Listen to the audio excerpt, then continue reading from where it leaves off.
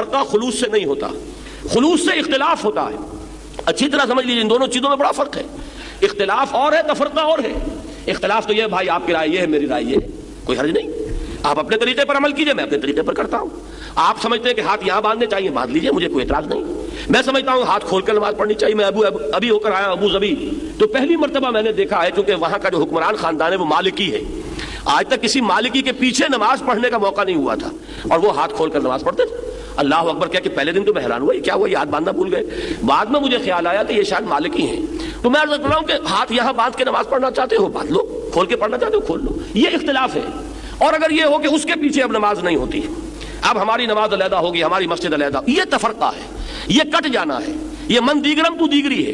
تو تفرقہ اور شے ہے، اختلاف اور شے ہے. اختلاف امام مالک میں، امام احمد ابن حنبل میں ہے. اختلاف امام مالک اور امام ابو حنیفہ میں ہے. اختلاف امام ابو حنیفہ اور ان کے شاگردوں میں ہے. قاضی ابو یوسف کی رائے اور ہے، امام محمد شیبانی کی رائے اور ہے، امام ظفر کی رائے اور ہے.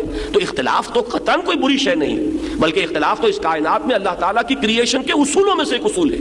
دو انسانوں کی شکلیں ایک جیسی نہیں، دو انسانوں کی انگوٹھے کے یہ جو نقش ہیں یہ ایک جیسے نہیں. تھمب امپریشن کی بنیاد پر آپ لوگوں کو پہچانتے ہیں. تو معلوم ہوا کہ اختلاف میں کوئی بری بات نہیں ہے، تفرقہ برا ہے. اور تفرقہ جہاں بھی ہوتا ہے وہ خلوص سے نہیں ہوتا، وہ تفرقہ ہمیشہ جو ہے وہ ہوتا ہے بغیم بینہم وما تفرقوا الا من بعد ما جاءہم العلم بغیم بینہم. نہیں تفرقے میں مبتلا ہوئے یہ مگر اس کے بعد کہ ان کے پاس العلم، ہدایت، روشنی اللہ کی آ چکی تھی. اور کس لیے ہوئے؟ آپس میں زدم زدہ، ایک دوسرے پر فوقیت حاصل کرنے کے لیے، ایک دوسرے پر بالادستی کے حصول کے لیے.